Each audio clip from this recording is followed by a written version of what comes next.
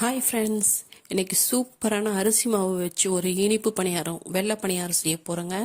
வாங்க எப்படி செய்யலான்னு பார்க்கலாங்க. இதை சும்மாவும் சாப்பிட்லாம், சட்னி சைடிஷ் ஏதாவது வச்சும் சாப்பிட்லாங்க. ஆனால் இது கொஞ்சம் தொண்டை அடைக்கிற மாதிரி இருக்கும், அதனால நான் சைடிஷ் வச்சு தாங்க சாப்பிட்றேன். சும்மா சாப்பிடவும் நல்லா தாங்க இருக்கும்.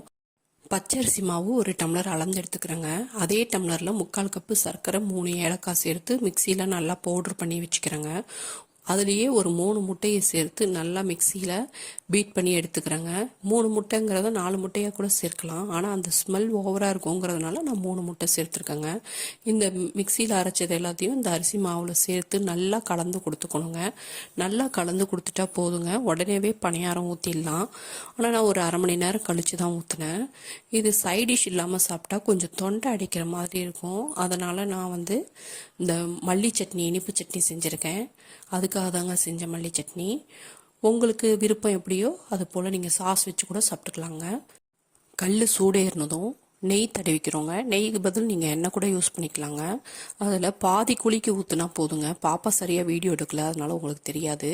பாதி குழிக்கு ஊற்றுனாலே நல்லா உப்பி வருங்க.